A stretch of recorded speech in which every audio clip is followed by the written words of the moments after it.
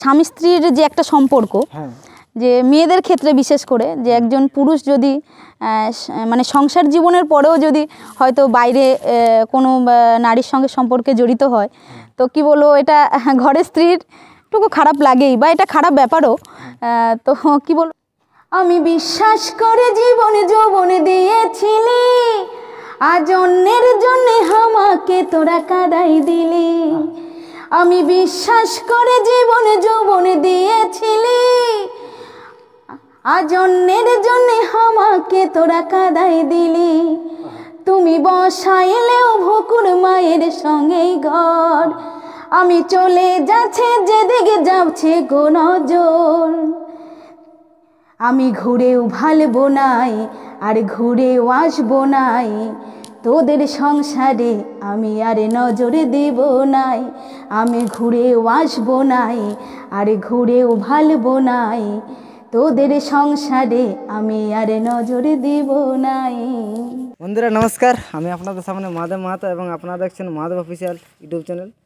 তো Madhav official YouTube চ্যানেলের ছোট্ট প্রয়াস, এই মানভূম তথা পুরুলিয়ার যত ধরনের শিল্পী আছে তাদেরকে আপনাদের সামনে তুলে ধরা, তাদের জীবনী আপনাদের সামনে তুলে ধরা, তাদের সঙ্গে আপনাদের পরিচয় করিয়ে দেওয়া।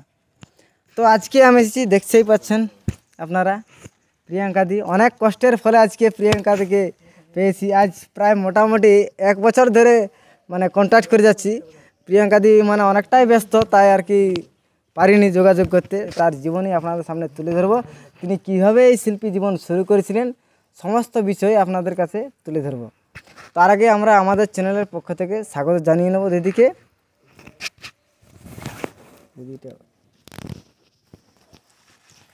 দিদি নমস্কার। আচ্ছা প্রিয়াঙ্কাদি, বর্তমানে এখন কেমন আছেন? এখন ভালো আছি। আচ্ছা, তো এই আপনার এই শিল্পী জীবন কিভাবে শুরু হয়েছিল? অ্যাকচুয়ালি আমি একদম থেকে একদম প্রথমের বলি, আমি তখন অনেক ছোট আর কি। তো আমার বাবা একদম বয়স তখন ওই 2-2.5 বছর হবে, মানে সবে কথা বলতে শিখেছি আদো আর কি।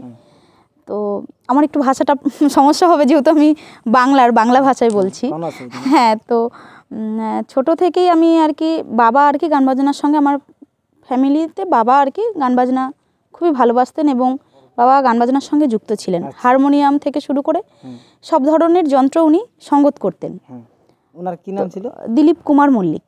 তো উনি আজকে বেঁচে নেই, আজকে 12 বছর হয়েছে উনি মারা গেছেন, গত হয়েছেন। হ্যাঁ, তো বাবাকে ছোটোবেলায় দেখতাম, বাবা আর বাঁশি বাজাতেন খুব ভালো, বাঁশি যেটা বলে। তো মাকে টুকটাক দেখতাম একটু রবীন্দ্রসঙ্গীত গাইতে। তো তখন আমি অনেক ছোট, তো বাচ্চারা খেলে তো রান্নাবাটি, তো তখন খেলতে খেলতে একদিন আমি গান করছি, তো বাবা তখন দেখলো যে আমার মেয়ের গলায় তো সুর মোটামুটি ভালোই আছে, তো মেয়েকে গান শেখানো যাক। তো তারপর বাবা গান শেখাতে শুরু করলো। মানে প্রথম খড়িটা, হাতে খড়ি আমার বাবার কাছ থেকেই। বাবাই আমার জীবনের প্রথম গুরু, মানে সঙ্গীত গুরু তো বললে চলেই। বাবা মেয়েদের জীবনে একদম একটা একান্ত ভূমিকা পালন করে, আর তারপর সঙ্গীত গুরু বাবাই। বাবার কাছ থেকেই হাতে খড়ি, এবং আমি ফার্স্ট স্টেজ করি তখন আমার 4 বছর কি 4.5 বছর বয়স হবে। 4.5 বছরে প্রথম স্টেজ, প্রথম তখন আমি খুবই ছোট, এবং তখন থেকে শুরু এখন অবধি চলছে। মাঝে আমার 9টা বছর বন্ধ ছিল গান বাজনা বিয়ের পর। তারপর আবার ভুকুরমা থেকে যখন আমি শুরু করলাম জগদীশ ভাইয়ের সঙ্গে, ফার্স্ট গান ভুকুরমা আমার পুরুলিয়া। 4 বছরে কি গান গাওয়া হয়েছিল? 4 বছর আমি ফার্স্ট স্টেজ যখন করি তখন আমার প্রথম গান ছিল, মানে আমার বাউল গান থেকেই হাতে খড়ি আর কি, লোকগীতি বাউল থেকেই শুরু। তো আমার ফার্স্ট গান ছিল তখনকার, আমি প্রথম গান গেয়েছিলাম একটা হরিনামের স্টেজে। গানটা গাইছি আমি একটু। নামের গুণে জগাই মাধাই, নামের গুণে জগাই মাধাই, উদ্ধার হইয়া গেল রে, মধুমাখা হরি নাম বলো রে, একেবারে বলো রে, মধুমাখা হরি নাম বলো রে, একবারে বলো রে, মধুমাখা হরি নাম বলো রে। এই গানটা হচ্ছে মানে আমার জীবনের প্রথম গান আর কি, একদম ফার্স্ট স্টেজে আমি এটা করেছি। 4 বছর 4 বছর 4.5 বছর বয়সে আমি এই গানটা দিয়ে স্টেজ শুরু করি। আচ্ছা, তখন কোনো মানে ভয় অনুভূতি হয়নি? না, আমার ছোট থেকে ভয় লজ্জা একটু কম, আচ্ছা, যার জন্য হয়তো আমি গানটা শিখতে পেরেছি বা করতে পেরেছি। হয়তো লজ্জা থাকলে বা ভয় থাকলে হয়তো আমি কোনোদিন স্টেজে দাঁড়াতে হয়তো পারতাম না। আচ্ছা, আপনার পরিবারে কে কে আছে? আমার পরিবারে বলতে আমার বিয়ের আগে বাবা মা 2 ভাই বোন আমরা ছিলাম। আমার ভাইও গান বাজনার সঙ্গে যুক্ত। আচ্ছা, এখন প্যাড প্লেয়ার অনেক ভালো, বড় প্যাড প্লেয়ার পঙ্কজ মল্লিক। আচ্ছা, আর আমার বিয়ের আগে যে নামে আমি পরিচিতি ছিলাম সেটা হচ্ছে পিঙ্কি মল্লিক। আচ্ছা, আর ভুকুরমা হওয়ার পরে সবাই আমাকে প্রিয়াঙ্কা সাহা বলেই চেনে, যেহেতু আমার সাহা পরিবারে বিয়ে হয়েছে, আমার বর্ধমানে বিয়ে হয়েছে এবং আমার শ্বশুরবাড়ি জয়েন্ট ফ্যামিলি। আচ্ছা, শ্বশুর শাশুড়ি, যা ভাসুর, হাজবেন্ড, আচ্ছা, আমি 2 ছেলে। আচ্ছা, আপনার হাজবেন্ড কি করে নাকি না, গান বাজনার সঙ্গে যুক্ত নয়, কিন্তু গান বাজনাকে আমার ফ্যামিলি খুবই ভালোবাসে এবং সম্মান করে। আর আমার হাজবেন্ড হচ্ছে মানে রেলের ওয়ার্কশপ আছে, ওয়ার্কশপে কাজ করে আমার কাকা শ্বশুরের আন্ডারেই। আচ্ছা, রেলের কন্ট্রাক্টর আমার কাকা শ্বশুর, ওনার আন্ডারেই আমার হাজবেন্ড কাজ করে। আচ্ছা। তো আজকের ভিডিওটা বলা হয়েছে যে কিছু কথা কিছু গান, তো দিদিকে আমরা অনুরোধ করবো একটি গান গাওয়ার জন্য। মানে আমি অ্যাকচুয়ালি লোকগীতিটা গাইতে ভালোবাসি, কিন্তু যেহেতু আমি ভুকুরমা গেয়ে পুরুলিয়া আমি হিট হয়েছি, পুরুলিয়ার গানকেও আমি এখন যথেষ্ট ভালোবাসি বা সম্মান করি, কারণ আগের পুরুলিয়ার গান আর এখনকার পুরুলিয়ার গানের মধ্যে অনেক পার্থক্য একদম, যেটা আমার খুবই ভালো লাগে, যে এখনকার দিনের এই গান বাজনাগুলো খুবই ভালো লাগে। তো আমি একটা বাংলাদেশের গান শোনাচ্ছি। মানে আমি আমার বাপের বাড়ি, মানে আমার বাপের বাড়ির লোক পূর্ববঙ্গের আর কি। তো আমি একটা বাংলাদেশের গান শোনাচ্ছি, খুবই ভালো গান, অনেক পুরনো গান। দিনে রাইতে তোমায় আমি, দিনে রাইতে তোমায় আমি খুঁজা মরি রে আমার সোনা বন্ধু রে, তুমি কোথায় রইলা রে আমার সোনা বন্ধু রে, তুমি কোথায় রইলা রে। দিনে রাইতে তোমায় আমি, দিনে রাইতে তোমায় আমি খুঁজা মরি রে আমার সোনা বন্ধু রে, তুমি কোথায় রইলা রে আমার সোনা বন্ধু রে, তুমি কোথায় রইলা রে। আচ্ছা প্রিয়াঙ্কা দি, আপনি বর্তমানে এখন এক জনপ্রিয় গায়িকা, তো এইটা শুনতে আপনার কেমন লাগে? সত্যি কথা বলতে গান বাজনা খুবই ভালোবাসি, আর শেষ দিন অবধি গান বাজনাটাকে করে যেতে চাই। আর যতটা মানুষের ভালোবাসা বা সাপোর্ট পেয়েছি, সত্যি এটা খুব নিজেকে মানে খুব ভালো লাগে, গর্বিত হই আমি গানের জন্য।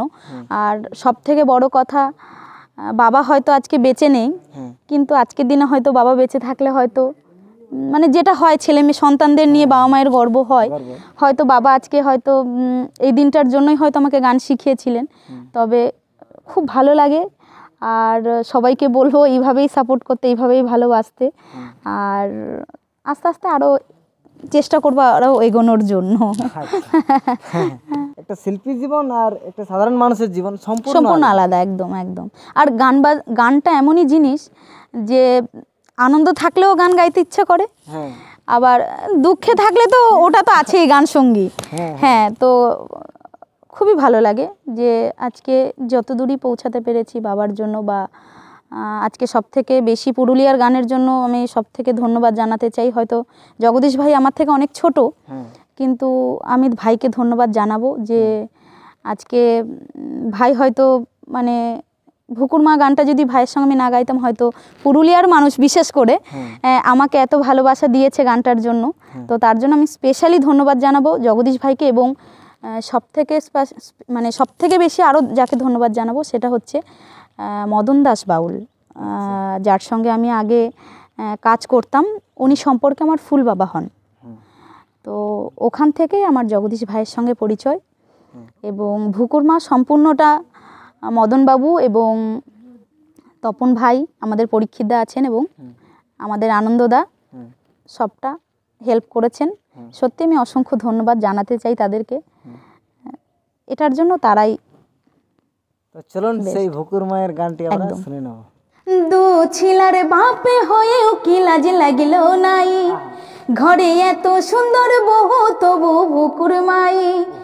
দু ছিলার বাপে হয়েও কি লাজ লাগিল নাই, ঘরে এত সুন্দর বহু তবু ভুকুর মাই। ওই পেঁচা মুখীটাই কি তোমাকে যোগে খাওয়াইছে, আমার থেকে কি বেশি ভালোবাসেছে।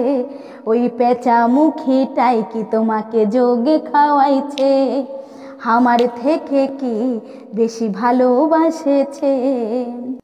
আমি বিশ্বাস করে জীবন যৌবন দিয়েছিলি, আজ অন্যের জন্য আমাকে তোরা কাঁদাই দিলি।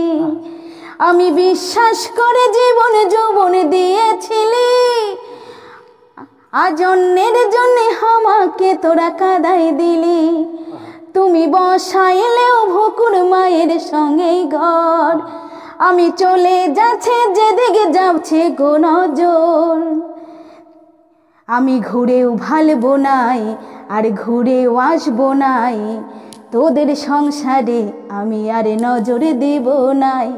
আমি ঘুরেও আসবো নাই আর ঘুরেও ভালবো নাই, তোদের সংসারে আমি আর নজর দেব নাই।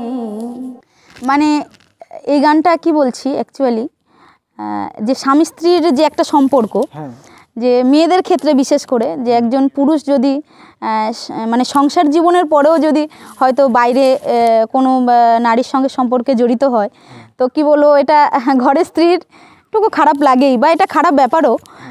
তো কি বলবো, এটা সত্যি খুব গানটা একটা ইন্টারেস্টিং ব্যাপার যেটা ভাই লিখেছে। যে একটা মেয়ে বলছে আমি বিশ্বাস করে জীবন যৌবন দিয়েছিলি, কারণ একটা মানে নারী একটা পুরুষকে দেখেই আসে সমস্ত কিছু ছেড়ে দিয়ে। তো এই গানটা সত্যি খুব ভালো গান, আর আমারও খুব ভালো লেগেছে গানটা গেয়ে। সবাই এতটা ভালোবেসেছে, গানটাকে শুনেছে।